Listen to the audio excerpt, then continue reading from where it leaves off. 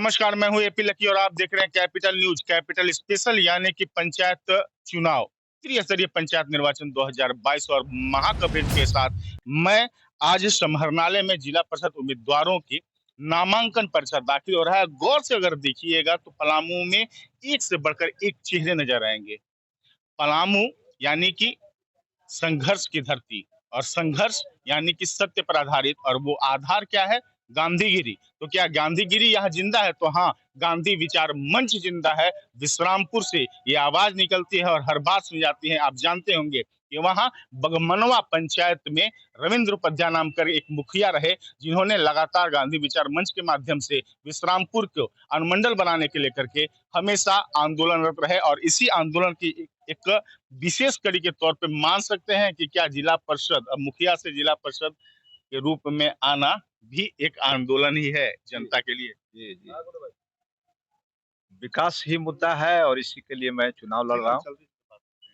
इसी के लिए चुनाव भी लड़ रहा हूँ कि विश्रामपुर प्रखंड का संपूर्ण विकास हो सके और इसी को ध्यान में रख करके चुनाव लड़ रहा हूँ। क्या लगता है कि आप चूंकि गांधी विचार मंच के माध्यम से लगातार मुखर रहे हैं, हमने भी कवरेज किया है, देखा है कि अनुमंडल की जरूरत की बात करते हैं, प्रखंड की सुविधाओं की बात करते हैं। अगर जिला परिषद सदस्य बनते हैं रविंद्र उपाध्याय, तो पहली प्राथमिकता क्या होगी? पहली विश्रामपुर क्षेत्र को क्या देना जरूरी है? पहली प्राथमिकता वहाँ सिंचाई है, दूसरा विश्रामपुर को अनुमंडल बनाना है। ये सब प्राथमिकता में है और इन इन योजनाओं पर मैं और जोरदार तरीके से संघर्ष करूंगा और कार्य करूंगा। कहीं ना कहीं विश्रामपुर की अगर हम व्यक्तिगत तौर पे बात करें तो एक शिक्षा के हब के रूप में डेवलप हो रहा है। क्या लगता है कि वो विश्रामपुर जो पहले हम देखे हैं और आज का विश्रामपुर कितना बदल गया है, और उसको अगर नई दिशा देना है तो उसके लिए क्या करने की जरूरत है? देखिए, जमीन आसमान का फर्क हो गया है। शिक्षा के क्षेत्र में बहुत बड़ा विकास हुआ है और हमारे यहाँ अब जरूरत है तो सिंचाई के क्षेत्र में कार्य करने की जरूरत है। विश्रामपुर को अनुमंडल बनाने का जरूरत है और ये सब जो काम बाकी रह गया है उसके लिए मैं जिला परिषद सदस्य बनने के बाद वहाँ के स्थानीय जनप्रतिनिधि, विधायक, माननीय सांसद, ये जो सरकार है इनसे मैं मांग करके और जो हमारा चिर परिचित सिंचाई 4 योजना के लिए हम बहुत दिनों से आंदोलन कर रहा हूँ और विश्रामपुर को अनुमंडल बनाने का लेकर के, तो ये इन सब चीजों पर कार्य होगा और अपार समर्थन भी हमको मिल रहा है, क्योंकि मेरा एक समाज सेवी कार्यकर्ता के रूप में मेरा पहचान है और लोगों का जन समर्थन भी भारी संख्या में मिल रहा है। देखिए, ध्वजा पहाड़ी की अगर जब निगाह जाती है तो लगता है कि वहाँ भ्रष्टाचार भी है।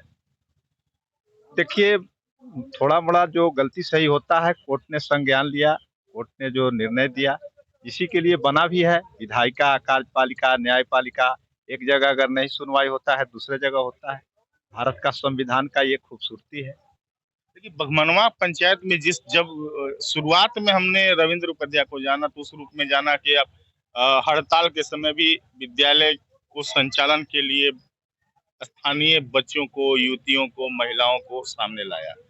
क्या लगता है कि जनप्रतिनिधि होना कितना अलग बनाता है व्यवस्थाओं से? क्योंकि सिस्टम का तामझाम तो दिखता है लेकिन विकास का जो रूपरेखा दिखनी चाहिए वो नहीं दिखाई पड़ता है।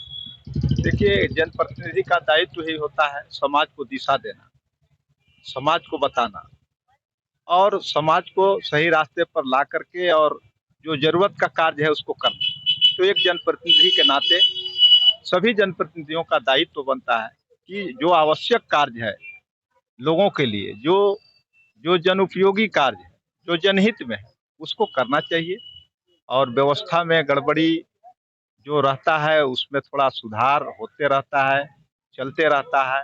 ये तो व्यवस्था है।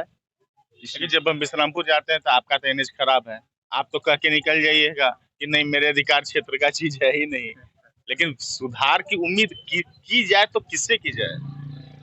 नहीं, देखिए, अभी तो हमारे यहाँ जो सड़क बन रहा है, अगर आप चले जाएंगे शंखा और वहां से अगर आपको जाना है गढ़वा तो कब जाएंगे, कई मिनट लगेगा आपको भी पता नहीं चलेगा। तो इस क्षेत्र में काम हो रहा है। कोयल नदी में इतना तेजी से पुल तैयार हो गया कि लोग समझ ही नहीं पाए कि इतना जल्दी कैसे कार्य हो, तो हो रहा है। कुछ कार्य होते हैं जिसमें विलम्ब होता है। तो हमारी वन संपत्ति झाड़ियों में तब्दील हो गई, उसे कैसे बचाएंगे?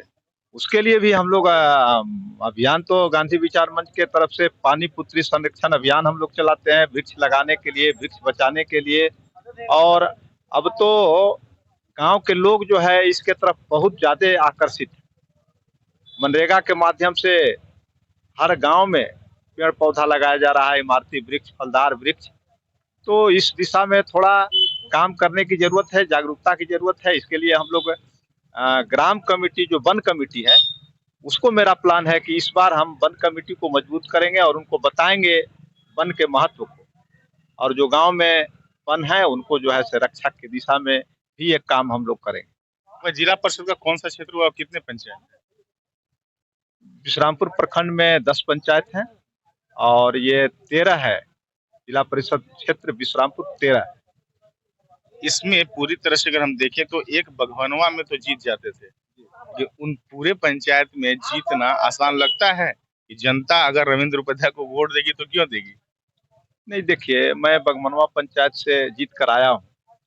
वहाँ हमको वहाँ निवास करने वाले लोग 100% ओबीसी, एससी, एसटी के लोग हैं और उन लोगों ने विकास को और व्यक्तित्व को जब पहचाना, और जिस समय मैं मुखिया बना था उस समय तक उग्रवाद था, लेकिन उसके बाद भी सभी चीजों को दरकिनार करके और वहाँ के लोगों ने हमको मुखिया बनाया। और आज वहाँ के लोग हर पंचायत में घूम रहे हैं, अपने आप घूम रहे हैं कि हमारे मुखिया को वोट दीजिए। जिस तरह से उन्होंने पंचायत का विकास किया है, जिला परिषद के उम्मीदवार जीतने के बाद आपका भी पंचायत का विकास होगा। तो वहाँ के लोग खुद घूम रहे हैं। और 25 वर्ष का मेरा राजनीतिक कैरियर है और हर गांव में, हर कस्बा में, हर टोला में हमको जानने और मानने वाले लोग हैं और उसके सहारे मैं चुनाव जीत रहा हूँ। अब 25 साल के राजनीतिक और सामाजिक जीवन को रविंद्र उपाध्याय का कितना लाभ मिलेगा विश्रामपुर में, ये देखना दिलचस्प इस रूप में होगा, क्योंकि अब मुखिया से जिला परिषद यानी कि खुद को अपनी कहीं ना कहीं अपने आप को लेकर के आगे बढ़े हैं। ऐसे में गौर करने वाली बात यह है कि अगर आप अपने हिसाब के जनप्रतिनिधि को चुनना चाहते हैं, अपनी गांव की सरकार बनाना चाहते हैं, तो सबसे पहले आपको मतदान करना होगा, यानी कि आपको मतदान केंद्र जाना होगा। तिथि निर्धारित है और आप अपने हिसाब से, चाहे प्रथम चरण हो, दूसरे चरण, तीसरे या फिर चतुर्थ चरण, हर चरण में आप अपने मतदान केंद्र पहुंचे और मतदान करने अवश्य जाएं, क्योंकि मतदान ही एकमात्र गांव की सरकार बनाने का विकल्प है। सहयोगी राजू सोनी के साथ AP lucky, capital news, Medininagar.